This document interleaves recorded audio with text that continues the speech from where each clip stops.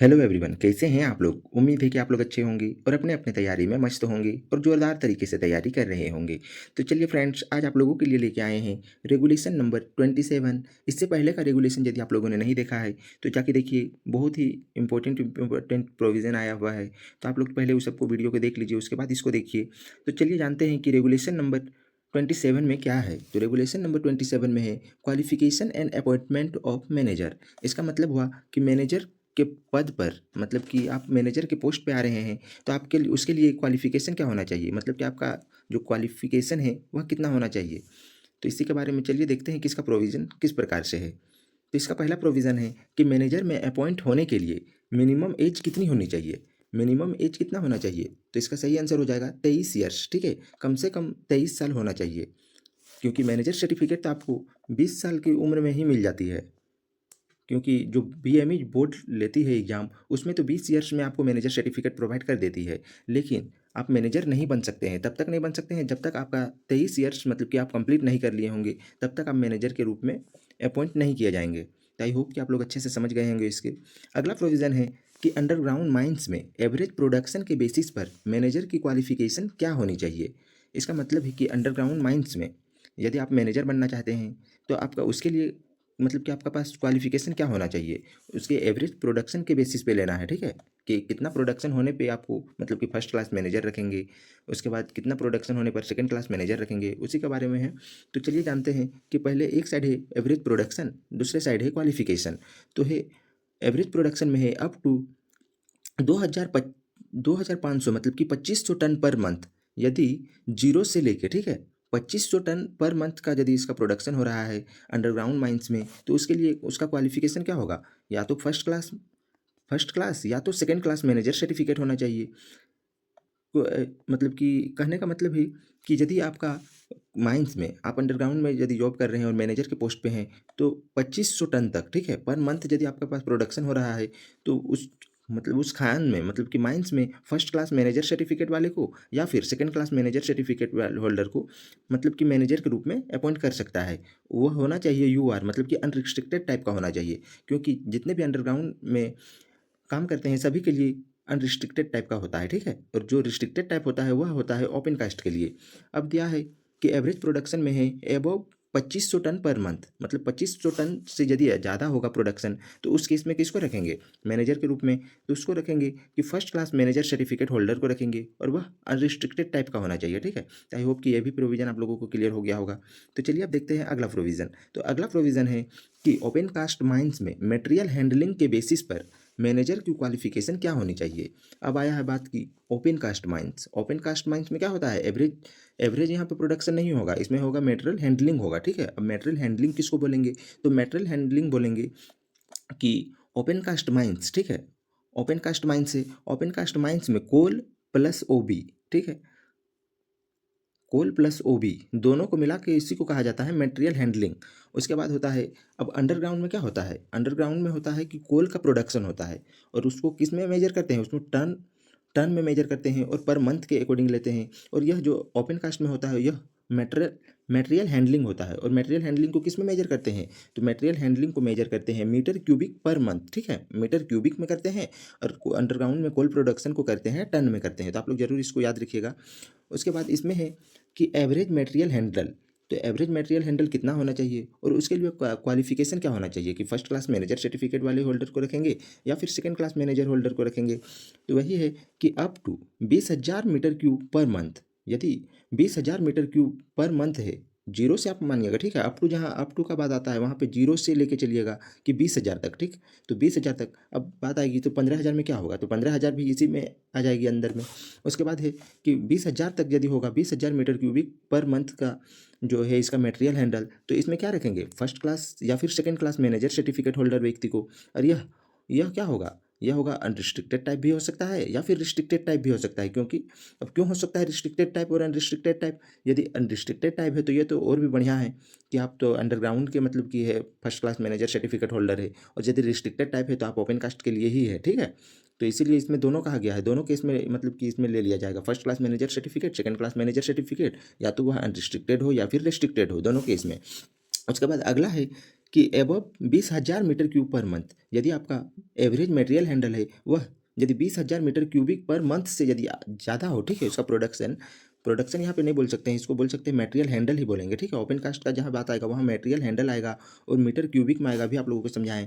तो इसके लिए इसका क्वालिफिकेशन क्या होगा, तो first class manager certificate holder होगा, और यह होगा अनरिस्ट्रिक्टेड और रिस्ट्रिक्टेड, मतलब कि दोनों टाइप का हो सकता है। फर्स्ट में पहला कहा गया है कि इसमें फर्स्ट क्लास मैनेजर भी हो सकता है या फिर सेकंड क्लास मैनेजर भी हो सकता है, लेकिन यदि 20,000 मीटर क्यूबिक पर मंथ से यदि उसका मटेरियल हैंडल ज़्यादा हो रहा है तो उस केस में रखेंगे first class manager certificate holder को ही रखेंगे, ठीक है।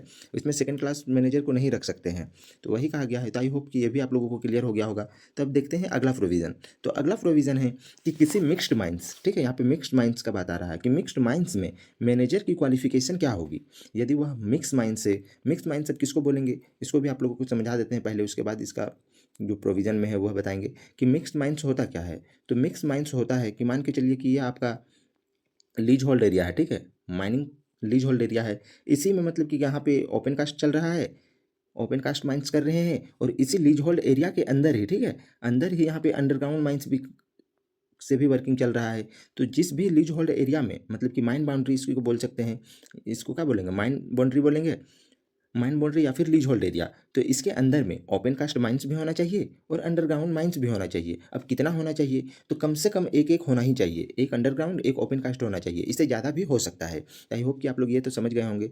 अब इसमें देखते हैं कि मिक्स माइंस में मैनेजर की क्वालिफिकेशन क्या होगी। तो एवरेज आउटपुट, ठीक है, इसमें देख लीजिए कि मिक्स माइंस का बात जहाँ आ रहा है उसमें पे एवरेज आउटपुट ले रहे हैं। अंडरग्राउंड का बात जहाँ पे था वहाँ पे क्या ले रहे थे, अंडरग्राउंड में एवरेज प्रोडक्शन ले रहे थे। ओपन कास्ट में क्या ले रहे थे, ओपन कास्ट में ले रहे थे मटेरियल हैंडल ले रहे थे, ठीक है। और मिक्स माइंस में एवरेज आउटपुट, तो एवरेज आउटपुट क्या होना चाहिए मिक्स माइंस में, तो प्रोडक्शन कुछ भी हो, ठीक है, जो इसका प्रोडक्शन कुछ भी हो, या तो जीरो हो या तो फिर कुछ भी हो, कितना टन भी हो, तो उसके लिए जिसका क्वालिफिकेशन है तो वह क्या होगा, वह first class manager certificate holder ही आएंगे, और यह अनरिस्ट्रिक्टेड होंगे। तो अनरिस्ट्रिक्टेड क्यों होंगे, क्योंकि मिक्स माइंस में क्या होता है, मिक्स माइंस में अंडरग्राउंड भी होता है और ओपन कास्ट भी होता है, इसीलिए इसमें अनरिस्ट्रिक्टेड टाइप का होता है, और फर्स्ट क्लास मैनेजर ही आएंगे, ठीक है, इसमें सेकंड क्लास मैनेजर नहीं आएंगे। तो आई होप कि ये भी आप लोग को अच्छे से क्लियर हो गया होगा। तो अब अगला है, अगला प्रोविजन मिक्स माइंस किसे कहते हैं। अब उसका डिफिनेशन भी देख लीजिए कि मिक्स माइंस किसे कहते हैं। तो मिक्स माइंस किसे कहते हैं, यदि किसी माइंस के माइन बाउंड्री के अंदर अंडरग्राउंड एवं ओपन कास्ट दोनों तरीके से कोयला निकालने का काम किया जा रहा हो तो वैसे ही माइंस को मिक्स माइंस कहते हैं। इसका मतलब क्या हुआ कि यही अभी आप लोगों को समझाए थे कि मान के चलिए कि ये लीज होल्ड एरिया है, इसी में यहाँ पे अंदर में अंडरग्राउंड है और इसी में वर्किंग चल रहा है ओपन कास्ट भी, और दोनों से कोयला निकल रहा है, ठीक है, दोनों तरीके से मतलब कि दोनों में काम निकल कोयला निकाला जा रहा है, काम दोनों में हो रहा है, वैसे ही माइंस को मिक्स माइंस कहेंगे। तो इसको मिक्स माइंस कहेंगे। अब नोट में कुछ दिया हुआ है कि मिक्स माइंस में कम से कम एक अंडरग्राउंड, ठीक है, और एक ओपन कास्ट होना चाहिए, ज़्यादा भी हो सकता है। यही अभी आप लोगों को समझाए थे कि कम से कम तो एक अंडरग्राउंड और एक ओपन कास्ट होना ही चाहिए, इससे ज़्यादा भी हो जाएगा तो भी चलेगा, लेकिन इससे एक एक से कम नहीं होना चाहिए। एक एक से कम होगा तो क्या हो जाएगा, या तो फिर वह ओपन कास्ट हो जाएगा या तो फिर क्या होगा, अंडरग्राउंड हो जाएगा, तो वह मिक्स माइंस में नहीं आएगा। लेकिन यदि दोनों कम से कम एक होना चाहिए, एक यदि हो रहा है तो वह मिक्स माइंस में आएगा। तो आई होप कि ये भी आप लोग समझ गए होंगे अच्छे से। तब अगला है प्रोविज़न इसका कि मैनेजर अपनी नौकरी छोड़ने से पहले ओनर या एजेंट को कितने दिन पहले नोटिस करेंगे। यदि कोई मैनेजर है और वह अपने अब मतलब कि होता है कि नौकरी को अब छोड़ना चाहते हैं, अब चाहेंगे कि अब हम यहाँ नौकरी नहीं करेंगे, ठीक है, तो क्या करेंगे, वह करेंगे ओनर या एजेंट को कम से कम 30 दिन पहले नोटिस देंगे। तो वही कहा गया है कि कम से कम कितने दिन पहले नोटिस देंगे, तो इसका आंसर क्या हो जाएगा, एटलीस्ट 30 डेज बिफोर, मतलब कि कम से कम 30 दिन पहले देंगे। अब 30 दिन पहले क्यों देंगे, ताकि जो उसका उस माइंस का जो भी ओनर रहेंगे या फिर एजेंट रहेंगे वह अपना मैनेजर तो खोजेंगे ना, तो इसी के लिए मतलब कि 30 दिन पहले देंगे। और यदि नहीं मिलेगा, मान के चलते हैं कि 30 दिन के अंदर में ओनर या एजेंट को कोई मैनेजर नहीं मिला, तो वह क्या करेंगे, इसके जो नौकरी को जो इस्तीफ़ा दे रहे हैं या फिर मतलब कि रिजाइन दे रहे हैं, इसके को कैंसिल कर देंगे कि अभी आप कुछ दिन और रहिए, जब तक मतलब कि दूसरे को अपॉइंट नहीं करते हैं, हैंड ओवर टेक ओवर नहीं हो जाएगा तब तक आप रहिए। तो यही होगा। तो आई होप कि ये भी आप लोगों को क्लियर हो गया होगा अच्छे से। अब अगला है इसका प्रोविज़न, अगला प्रोविज़न है कि माइंस ओपनिंग के 5 किलोमीटर के अंदर किन किन ऑफिशियल का रेसिडेंट की अरेंजमेंट की जाएगी। इसका मतलब क्या हुआ कि माइंस ओपनिंग, ठीक है, मान के चलते हैं कि किसी माइंस यहाँ पे है, मान के चलिए ओपन कास्ट है या फिर अंडरग्राउंड है, दोनों के केस में आप समझ सकते हैं कि या तो अंडरग्राउंड है या फिर ओपन कास्ट है, ठीक है, या तो ओपन कास्ट है या तो अंडरग्राउंड है। तो इसका जो एरिया है, इस एरिया में इसके 5 किलोमीटर के अंदर, ठीक है, 5 किलोमीटर के अंदर तक किनके किनके मतलब कि ऑफिशियल रेसिडेंट की अरेंजमेंट की जाएगी। कौन कौन ऑफिशियल होगा, मतलब कि कौन कौन से पदाधिकारी होंगे जिसका रेसिडेंट मतलब कि निवास, रहने के लिए निवास का मतलब कि घर का प्रबंध की जाएगी, और कौन करेंगे, ठीक है, यह आप समझिए। तो कौन भी करेंगे, तो यहाँ है मैनेजर और असिस्टेंट मैनेजर। जो मैनेजर और असिस्टेंट मैनेजर रहेंगे उस माइंस के, उसको 5 किलोमीटर के अंदर पे उसको मतलब कि रेसिडेंट की अरेंजमेंट की जाएगी। और कौन करवाएंगे, तो यहाँ है कौन करवाएंगे, इसका अरेंज कौन करेंगे, तो यह ओनर या एजेंट करवाएंगे। इसका मतलब कि जो है रेसिडेंट का अरेंजमेंट कौन करवाएंगे, ओनर या एजेंट करवाएंगे। अब क्यों करवाएंगे 5 किलोमीटर के अंदर, दूर क्यों नहीं कराएंगे, तो ये बात आती है कि दूर क्यों काहे नहीं करवा सकते हैं, करवा तो सकते हैं, लेकिन माइंस तक पहुंचने के लिए उसको ज़्यादा वक्त लगेगा। ज़्यादा वक्त लगेगा, इसलिए यहाँ पे 5 किलोमीटर के रेंज पे दिया गया है। 5 किलोमीटर पे रेंज पे दिया जाने का मतलब है कि बहुत ही नज़दीक होता है, तो वहाँ से आसानी से आ जा सकते हैं, इसीलिए 5 किलोमीटर के अंदर पे किया जाता है। अब अगला प्रोविज़न है, प्रोविज़न नहीं, अब इसका एमसीक्यू है। देखिए एक एमसीक्यू भी है कि मैनेजर का रेसिडेंट माइन ओपनिंग से कितनी दूर के लिए अंदर होगी, मतलब कि जो मैनेजर का रेसिडेंट होगा या तो फिर असिस्टेंट मैनेजर का जो रेसिडेंट होगा, मतलब कि घर होगा जहाँ पे वह भाड़े पे रह रहा है, या फिर जो उसको मैनेज ओनर या एजेंट उसको प्रोवाइड किए हैं, तो उसके लिए माइन ओपनिंग से वह कितनी दूरी पे होगी, 500 मीटर पर, 5000 मीटर पर, 3000 मीटर पर, या फिर नन ऑफ दी। तो यह इस प्रकार से आप समझिए कि वहाँ तो हम लोग पढ़े हैं कि 5 किलोमीटर, ठीक है, 5 किलोमीटर पढ़े हैं, तो 5 किलोमीटर का जो मीटर में चेंज कर दीजिएगा क्या आएगा, 5000 मीटर आएगा। तो 5000 मीटर किस में है, ऑप्शन नंबर 2 में है, तो यह इसका सही आंसर क्या हो जाएगा, ऑप्शन नंबर 2। तो इसके मत समझिएगा कि वहाँ पे 5 किलोमीटर बताए थे और यहाँ पे 5 मीटर आ गया, तो 5000 मीटर आ गया, तो यह नहीं होगा। तो जब किलोमीटर को चेंज कीजिएगा मीटर में, तो 5000 मीटर आ जाएगा। तो इसका सही आंसर क्या होगा, ऑप्शन नंबर 2, 5000 मीटर। अब अगला प्रोविज़न है, किनके परमिशन पर किसी मैनेजर को एक से अधिक माइंस का चार्ज दिया जाएगा। जनरली देखा जाता है कि किसी भी मैनेजर को, कोई भी मैनेजर हो, ठीक है, उसको चार्ज के लिए उसको एक ही माइंस का मतलब कि चार्ज दिया जाता है। या तो ओपन कास्ट के लिए है तो ओपन कास्ट के लिए दिया जाता है, या तो अंडरग्राउंड के लिए है तो अंडरग्राउंड के लिए ही दी जाती है। अधिक नहीं दी जाती है, क्यों नहीं दी जाती है, क्योंकि मान के चलिए कि उसमें कोई रिस्क होगा दूसरे वाला, यहाँ पे एक माइंस है, यहाँ पे एक माइंस है, दोनों मान के चलते हैं कि ओपन कास्ट ही है, ठीक है, दोनों ओपन कास्ट है। तो ओपन कास्ट दोनों है, तो इस माइंस में मान के चलिए कि इसमें पानी भरा हुआ है, या फिर इसमें थोड़ा डिफ़िकल्टी से मतलब कि मटेरियल इसमें निकाला जा रहा है, और इसमें है कि आसानी से निकल जा रहा है। तो इसीलिए 2 नहीं दी जाती है, क्योंकि यहाँ आसानी से दी जाती है तो ज़्यादा दिमाग लगाने का ज़रूरत नहीं है। लेकिन यहाँ पे ज़्यादा दिमाग लगाने का ज़रूरत होगा, ज़्यादा हेडेक होगा, इसीलिए मतलब कि 2 नहीं दिया जाता है। तो आई होप कि आप लोग समझ रहे होंगे अच्छे से। तो इसी का कहा गया है कि परमिशन के मैनेजर के अधिक माइंस का चार्ज नहीं दिया जाएगी। किनके परमिशन के, मतलब कि कौन परमिशन नहीं देंगे, तो यहाँ है कि सीआईएम के परमिशन से। यदि आप सीआईएम से मतलब कि चीफ इंस्पेक्टर ऑफ माइंस यानी कि डीजीएमएस में जो रहते हैं, उस इंस्पेक्टर से यदि आप परमिशन ले लेते हैं, तो आप मतलब कि एक से अधिक माइंस के लिए चार्ज दे सकते हैं किसी भी मैनेजर को, अन्यथा नहीं दी जाएगी। और यह भी रहता है क्या, कितने दिन के लिए चार्ज दिया जाता है, तो कम से कम 1 महीने मतलब कि 1 साल के लिए ही इसको चार्ज दिया जाता है, इससे ज़्यादा दिन का नहीं दिया जाता है। तो यही नोट में कहा है कि यह परमिशन 12 महीने यानी कि 1 साल के लिए वैलिड होगी, तथा इसे रिन्यूअल करवाया जा सकता है। फिर 1 साल के लिए रिन्यूअल किया जा सकता है, यदि ज़रूरी हो गया तो करवा देंगे, फिर से 1 साल का रिन्यूअल करवा देंगे। तो यही कहा गया है, लेकिन 1 ही साल का होगा, 12 महीने का ही होगा। और यह सीआईएम यदि परमिशन दे देंगे तो मतलब कि दूसरे मंथ में उसको चार्ज दिया जा सकता है, नहीं तो नहीं दिया जा सकता है। जनरली देखा जाता है कि एक मैनेजर को एक ही मंथ में दिया जाता है, लेकिन यहाँ स्पेशल केस पे ले सकते हैं कि सीआईएम के परमिशन देंगे तो हो सकता है। आई होप कि ये भी समझ गए होंगे। अब अगला है कि इसका प्रोविज़न कि मैनेजर का अपॉइंटमेंट किस रेगुलेशन के अधीन की जाती है। यहाँ पे कहा गया है मैनेजर का जो अपॉइंटमेंट है, मतलब कि उसका नियुक्ति है, तो वह किस रेगुलेशन के अकॉर्डिंग होती है, तो इसका सही आंसर होगा रेगुलेशन 27, ठीक है, रेगुलेशन 27 में है मैनेजर की अपॉइंटमेंट। तो मैनेजर की अपॉइंटमेंट के अनुसार, या फिर या तो समझ सकते हैं रेगुलेशन 27, इसको या तो बोल सकते हैं सेक्शन 17। तो सेक्शन 17 मतलब क्या, माइंस एक्ट का सेक्शन 17। तो इसके अकॉर्डिंग भी, अब रेगुलेशन किस में आया है, माइंस एक्ट से ही आया है ना, तो माइंस एक्ट मतलब किस, हाँ, माइंस एक्ट का सेक्शन से ही आया है, सेक्शन 17 में था जो, उसी को कर दिया गया है रेगुलेशन 27। तो आई होप कि ये भी आप लोग अच्छे से समझ गए होंगे। अब अगला प्रोविज़न है कि रेगुलेशन 27 के अनुसार क्वालिफाइड मैनेजर के बिना कौन कौन सा काम नहीं किया जाएगा। कहा गया है कि रेगुलेशन 27 के अनुसार जो है क्वालिफाइड मैनेजर, मतलब कि बिना मैनेजर का कौन कौन सा काम नहीं हो सकता है। क्वालिफाइड मैनेजर बोलने का मतलब क्या है कि मैनेजर के बिना वह काम नहीं हो सकता है। तो बिना मैनेजर का क्या क्या काम नहीं हो सकता है, वही कहा गया है। तो इसका है आंसर में क्या होगा कि कोई माइंस ओपन नहीं किया जाएगा।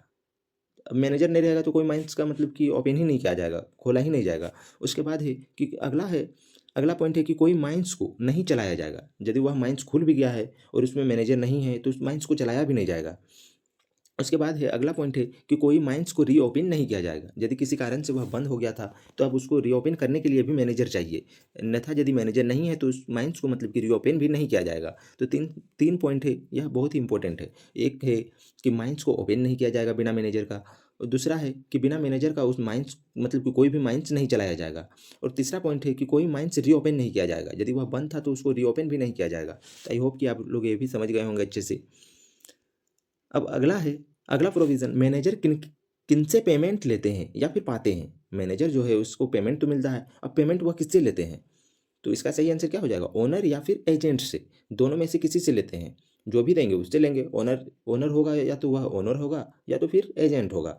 ओनर क्या होगा? ओनर एक दो एग्जांपल लीजिए, जैसे कि अब ओनर किसको माना जाता है कि बीसीसीएल को ओनर माना जाता है। किसी व्यक्ति को आप मत समझिए कि ओनर कोई व्यक्ति है, यह बीसीसीएल है, एक ऑथोराइज्ड है बीसीसीएल। इसी प्रकार से सीसीएल हो गया, यह ओनर है, ठीक है।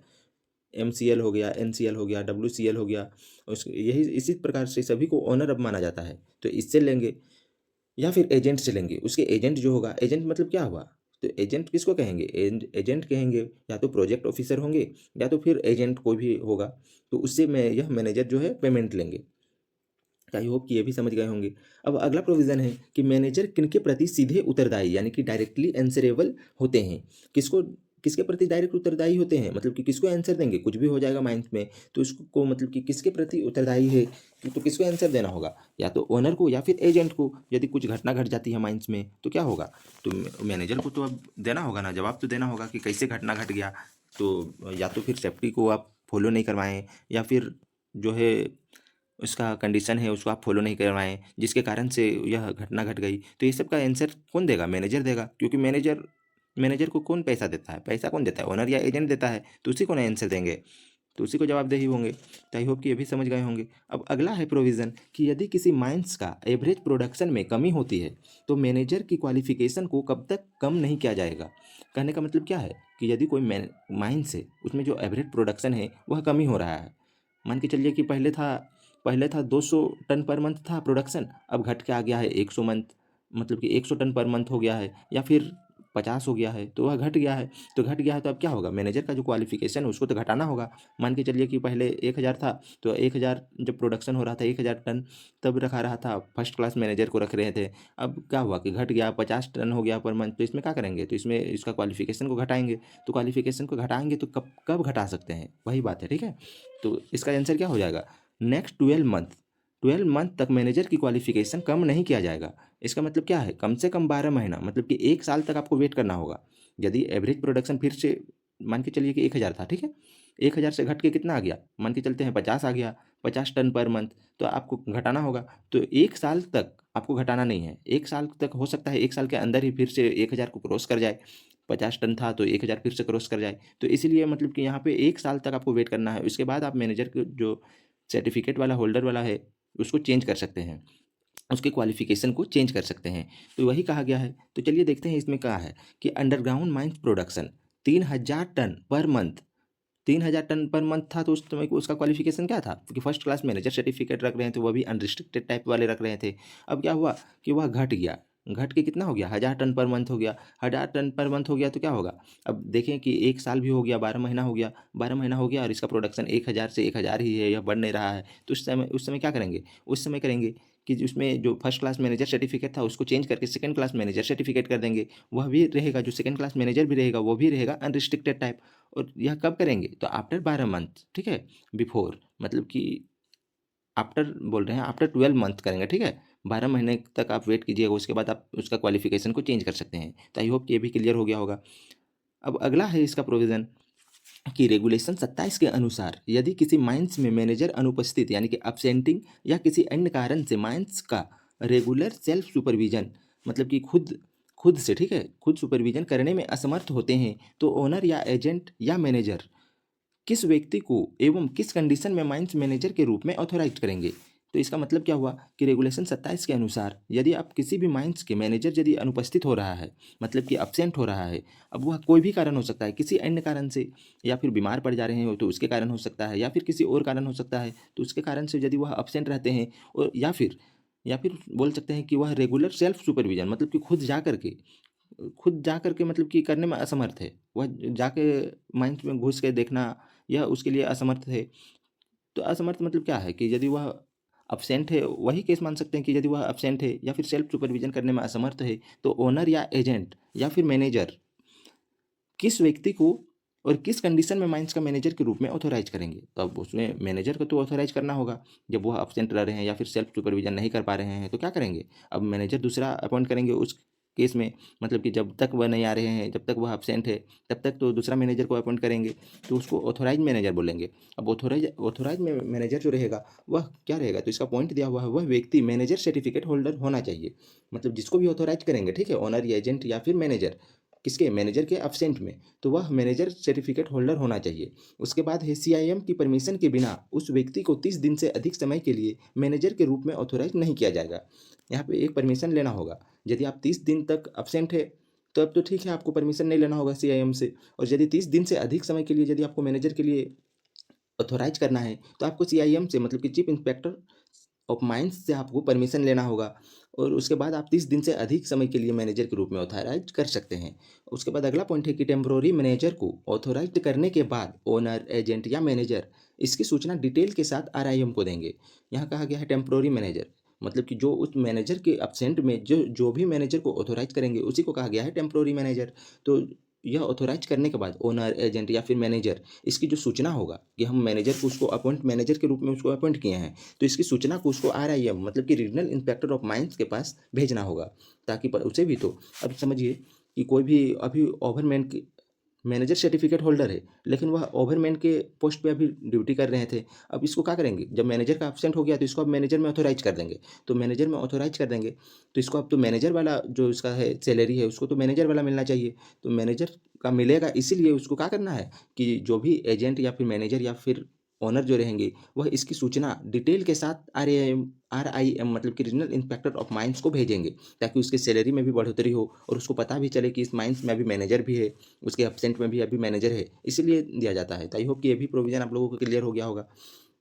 अब अगला प्रोविज़न है कि किस कंडीशन में और कितने समय के लिए किसी अनक्वालिफाइड बोलने का मतलब क्या है कि बिना मैनेजर सर्टिफिकेट होल्डर व्यक्ति को मैनेजर के रूप में ऑथोराइज किया जा सकता है। बिना बिना मैनेजर सर्टिफिकेट होल्डर आदमी को भी आप मतलब कि ऑथोराइज कर सकते हैं। तो किस कंडीशन, उसका कंडीशन क्या होना चाहिए और कितने समय के लिए होना चाहिए, तो इसका आंसर क्या हो जाएगा, मैनेजर के बीमार पड़ने के कंडीशन में सीआईएम से परमिशन लेकर मैक्सिमम 60 डेज के लिए मैनेजर के रूप में ऑथोराइज किया जा सकेगा। यहाँ पे देखिए वही कंडीशन दिया गया है कि मैनेजर यदि बीमार पड़ जा रहा है तो उस कंडीशन में क्या करेंगे, सीआईएम से पहले परमिशन लेंगे कि हमको मतलब कि मैनेजर अपॉइंट करना है और यहाँ पे मतलब कि मैनेजर सर्टिफिकेट होल्डर व्यक्ति नहीं है। तो उस कंडीशन में क्या करेंगे कि सीआईएम जो रहेंगे वो परमिशन देंगे और बोलेंगे कि मैक्सिमम 60 डेज, 60 दिन के लिए आप मैनेजर के रूप में उसको एथोराइज कर सकते हैं। तो फिर एथोराइज हो जाता है। तो इसका कुछ नोट्स भी दे, वो भी देख लीजिए। इसका नोट्स में है कि रेगुलेशन 1957, ठीक है, 1957 के अनुसार यदि किसी अंडरग्राउंड माइंस का प्रोडक्शन, ये अंडरग्राउंड माइंस बोला जा रहा है, ठीक है, उसका प्रोडक्शन 600 टन पर मंथ से कम होने पर ओवरमैन को मैनेजर बनाया जा सकता था कहा जा रहा है, मतलब कि किया जा सकता था, ठीक है, इसे परमिट मैनेजर कहा जाता था। या किसका कंडीशन बात हो रहा है, रेगुलेशन बोल रहे हैं, सीएमआर 1957 होगा, ठीक है, यहाँ पे आप लोग सुधार कर लीजिए, रेगुलेशन आ गया है, यहाँ पे सीएमआर कर दीजिए। सीएमआर 1957 के अनुसार यदि किसी अंडरग्राउंड माइंस का प्रोडक्शन 600 टन पर मंथ से कम होने पर ओवरमैन को मैनेजर बनाया जा सकता था, इसे परमिट मैनेजर कहा जाता था। लेकिन अब ऐसा कुछ नहीं होता है, अब तो मैनेजर भी भर भर गए हैं कि मैनेजर सर्टिफिकेट होल्डर को ही अब लिया जाता है, अब कोई भी ओवरमैन को मैनेजर नहीं बनाया जाता है। या तो अब ऐसा कंडीशन आ गया है ना कि मैनेजर सर्टिफिकेट होल्डर व्यक्ति को भी अब ओवरमैन के तौर पर मतलब कि पोस्टिंग होती है और उसको काम करना पड़ता है, क्योंकि मैनेजर का संख्या तो बहुत ज़्यादा हो गया है। तो इस कंडीशन में क्या होता है, मैनेजर को ओवरमैन के पोस्ट पे किया जा रहा है। जब जब ओवरमैन मतलब कि जब मैनेजर बीमार पड़ते हैं या फिर कुछ होंगे तो इसको फिर से बना देंगे, वही कंडीशन है। लेकिन यह सीएमआर 1957, लेकिन यह अब का कौन सा सीएमआर चलता है, अब तो 2017 चल रहा है। तो 2017 में ऐसा नहीं होता, ठीक है। तो यहाँ तक उसका रेगुलेशन जो 27 था वह खत्म हुआ। अब शुरू होता है रेगुलेशन नंबर 28। तो रेगुलेशन नंबर 28 में क्या है charge report of manager. Charge report बोलने का मतलब क्या हुआ कि चार्ज रिपोर्ट बोलने का मतलब है हैंड ओवर और टेक ओवर। हैंड ओवर, अब टेक ओवर क्या कहेंगे, जब कोई भी मैनेजर अपने माइंस को छोड़ रहा है, ठीक है, या फिर एक्सचेंज हो रहा है, यहाँ से वहाँ जा रहे हैं दूसरे माइंस में, तो उस कंडीशन में क्या करेंगे, जितने भी अब उसके पास जो भी डॉक्यूमेंट थे, उसके बाद जो भी प्लान था, सेक्शन था, ये सब जितने भी थे, मैप था, उस सब सभी को दूसरे जो भी मैनेजर आने वाले रहेंगे उसको हैंड ओवर कर देंगे और वह भी टेक ओवर करेंगे। और उसके बाद दोनों एक बाउंड पेज बुक में रहता है जो रजिस्टर होता है, रजिस्टर नंबर रहता है, उसी में दोनों हस्ताक्षर करते हैं, मतलब दोनों सिग्नेचर करते हैं कि हैंड ओवर टेक ओवर हो गया। तो आई होप कितना आप लोग समझे होंगे। तो इसका देखते हैं कि इसका प्रोविज़न क्या है, ठीक है। तो इसका एक ही प्रोविज़न है और वह देखते हैं कि रेगुलेशन 28 के अनुसार जब किसी माइंस में मैनेजर चेंज होते हैं तो उन दोनों मैनेजर एक चार्जिंग रिपोर्ट या फिर hand over take over report किस फॉर्म में तैयार की जाएगी। तो वह जो हैंड ओवर टेक ओवर करते हैं तो उसका तो कोई भी फॉर्म होगा ना, कि कौन सा फॉर्म होगा, तो वह होगा फॉर्म 7। फॉर्म 7 में मतलब कि दोनों हैंड ओवर टेक ओवर या फिर चार्जिंग रिपोर्ट अपना सौंपेंगे और हस्ताक्षर करते हैं। और यह फॉर्म किसके पास जाती है, तो यह फॉर्म CIM के पास जाएगी, RIM के पास जाएगी, DM के पास जाएगी, ये सब के पास जाता है। तो आई होप कि यहाँ तक आप लोग अच्छे से समझ गए होंगे। यहाँ तक यदि किसी भी प्रकार की कोई भी परेशानी हुई होगी तो आप लोग कमेंट बॉक्स में ज़रूर बताइए, कमेंट सेक्शन में ज़रूर कमेंट कीजिए कि यहाँ पे प्रॉब्लम हुआ, हम आपको अच्छे से और अच्छे से समझाने का कोशिश करेंगे। और आई होप कि यहाँ तक हमको तो लगता है कि आप लोग यहाँ तक समझ ही गए होंगे। और यदि आप इसका नोट्स चाहते हैं तो आप हमसे कॉन्टैक्ट कर सकते हैं, डिस्क्रिप्शन में व्हाट्सअप नंबर दिया हुआ है, आप लोग मैसेज करके इसका नोट्स मतलब कि मंगवा सकते हैं। जो भी चार्ज होगा आप लोग वहाँ से लेके अच्छे से आप लोग तैयारी कर सकते हैं, क्योंकि वीडियो में सिर्फ क्लास कर सकते हैं लेकिन इसको लिख नहीं सकते हैं, रोक रोक के लिख नहीं पाइएगा। तो इसके लिए आप लोगों की सुविधा के लिए आप लोगों के लिए नोट्स प्रोवाइड किए हैं, बहुत ही सस्ता दाम पे होगा। तो आप लोग वहाँ पे जाइए, कॉन्टैक्ट कीजिए, मैसेज ही कीजिएगा व्हाट्सएप पर। तो इसी के साथ मिलते हैं अगले वीडियो में, तब तक के लिए जय हिंद, वंदे मातरम।